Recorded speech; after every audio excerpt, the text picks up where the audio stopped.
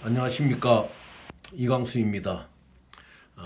오늘은 이재명 전 경기지사의 가능클럽 토론에서 나온 발언과 그다음 윤석열 전 검찰총장의 11월 10일 강주 방문에 대하여 한번 생각을 하여 볼까 합니다.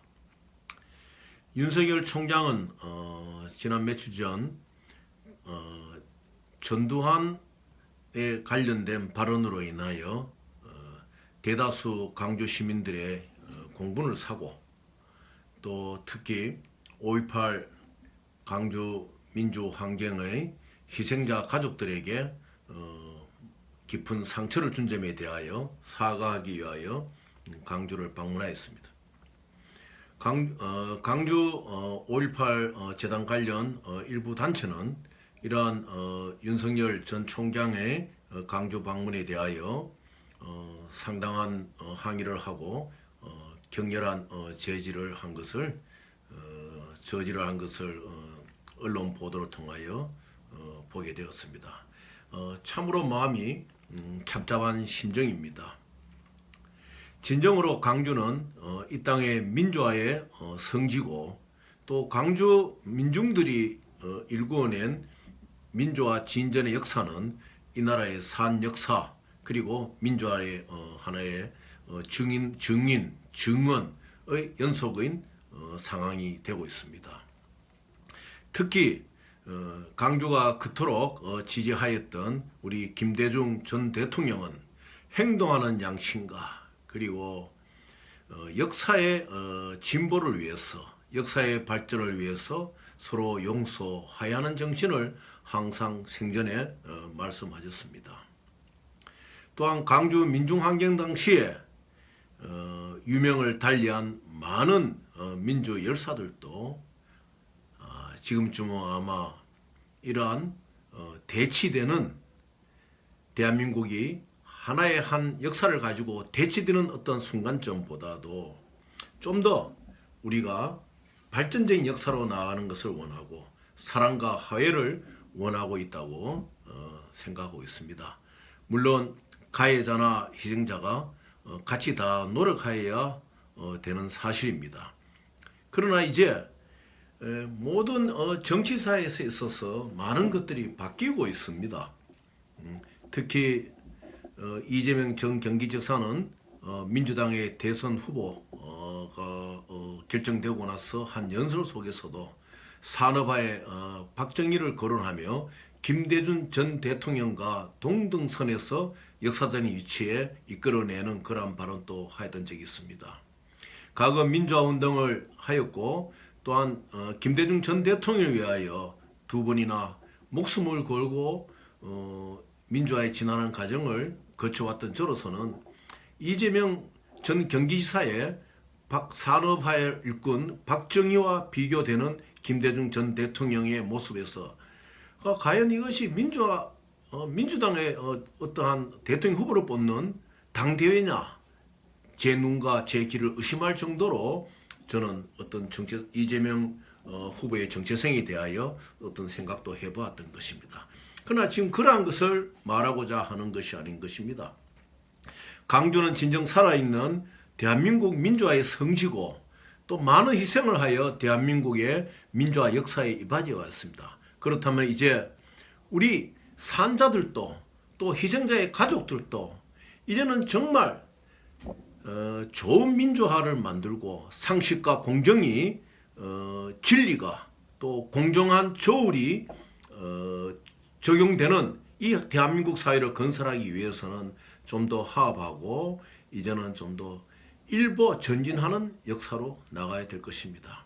언제까지 우리가 5.18이라는 이러한 민주항쟁의 역사를 가지고 편가르기를 하고, 또 내가 아니면은 안 된다, 저 사람은 안 된다, 이러한 집단 거부 형상에 빠져서는 안 되는 것이 오늘날의 현실인 것입니다.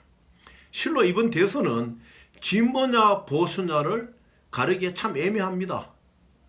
또한 주요 양대 정당이 민주당의 후보냐 국민의힘의 후보냐 하는 것을 볼 때에도 우리는 기준치를 가져야 됩니다. 그 기준치는 무엇이냐? 공정이고 상식이고 거짓말을 하지 않고 국민들에게 눈을 가리는 자가 누구냐 하는 것을 우리는 볼 수 있어야 되는 것입니다. 어떤 면에서는 이번 대선이야말로 대한민국 정치사에 있어서 진보냐 보수냐의 개념보다도 정직한 자냐 부정직한 자냐, 도덕적인 자냐 부도덕적인 자냐, 상식이 있는 자냐 상식이 없는 자냐, 거짓을 말하는 자냐 거짓을 말하지 않는 자냐, 이것이 오늘날 우리 대한민국 선거에서 가장 중요한 점으로 작용이 될 것입니다. 여기에서 본인이 민주화운동 과정의 역사를 이해하고 이렇게 한들 또 새로이 태어나는 20대의 신세대들은 이런 것을 잘 이해하지 못할 것입니다. 그러나 고금의 역사를 통하여 이해되고 그 기준이 정확한 것은 거짓이냐 거짓이 아니냐, 상식이냐 상식이 아니냐, 공정이냐 공정이 아니냐, 이러한 것은 어느 시대를 막론하고 어느 역사를 막론하고 변하지 않는 정치사회의 가장 기본점인 것입니다. 그러므로 우리 민주화의 성지 광주 시민들 또한 시민군으로서 또 광주를 지키기 위해서 민주주의를 지키기 위해서 꽃단 나이에 쓰러져간 희생자들의 가족들, 이런 분들도 그 상처를 안고 진정한 상처의 치유는 김대중 전 대통령이 말씀하시던 것과 같이 적을 용서하고 적과 더불어 새로운 역사를 만들 수 있고 적을 가르치고 적을 깨우치는 것이 더 진정한 용서와 배려라는 것을 깨닫고 우리가 한번 노력해 보는 것이 좋을 것입니다. 그러므로 그렇게 함으로 말미암아 광주는 진정 역사 앞에서 행동하는 양심이 되어야 된 것입니다. 과거에 묻혀서 주저앉는 양심이 아니고 행동하는 양심으로서 우리는 모든 것을 포용하고 민주화의 새 역사의 이정표를 이끌어 나가야 되겠습니다. 본인의 경험을 한번 이야기해 보겠습니다. 본인은 청년의 시대에 1987년도 김대중 전 대통령이 수영만 유세를 마치고 국제 호텔에 이제 하루 계실 때입니다.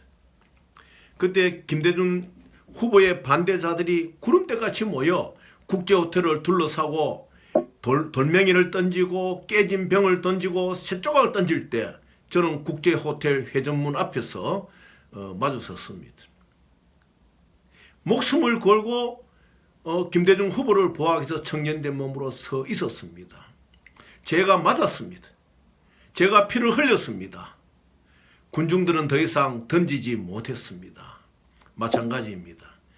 희생자의 편에 있는 자들은 가해자를 용서할 수 있는 마음을 가지고, 가해자의 편에 있는 자들은 희생자에게 뺨을 맞고 머리를 맞고 피를 흘리더라도 용서를 비한다는 그 정신 자세만 있다면 이러한 대치 논리는 이제 이번 선거를 통하여 당연히 없어져야 한다는 것을 저는 양대 진영의 후보들에게 상당히 바라는 바인 것입니다.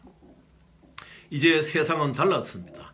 진보와 보수와의 개념보다도 공정이냐 불공정이냐, 가진 자의 찬스냐 가진 자의 찬스보다도 가진 자의 배려냐, 동등한 의식에서 모든 것을 바라볼 수 있느냐 하는 것이 굉장히 중요한 대한민국의 시점이 되고 대한민국의 발전의 기점이 되는 것입니다. 저는 이재명 후보가 가는 토론에서 발언하는 몇 가지를 보고 생각을 해봅니다. 음주 운전 경력자는 초보 운전자보다 덜 위험하다. 참 이것은 아무리 생각해 보아도 그 상황에 대한 답변이 있었겠다 하겠지만 그건 잘못된 발언인 것입니다. 음주 운전은 하여서는 안 될 운전자의 기본 조건입니다. 초보 운전자는 이제 면허증으로 출발하는 것입니다. 그러한 것에 대하여 이러한 구상적인 단어를 음주 운전자의 경력이 초보 운전자보다도 운전에 덜 위험하다 이렇게 말한다는 것은 잘못. 그렇다면은 음주 운전의 경력이 많은 자가 도리어 운전을 잘한다는 의미, 그건 국정을 갖고 그런 식으로 대비를 한다면 이것은 잘못된 것입니다. 우리는 변명을 위한 변명 속에 있는 것이 아니라 잘못된 것은 화끈하게 잘못을 인정하고 공정하지 못한 것은 내가 공정하지 못했다는 것을 말할 수 있는 이 자세야말로 지도자의 자세라고 감히 말씀드릴 수가 있는 것입니다.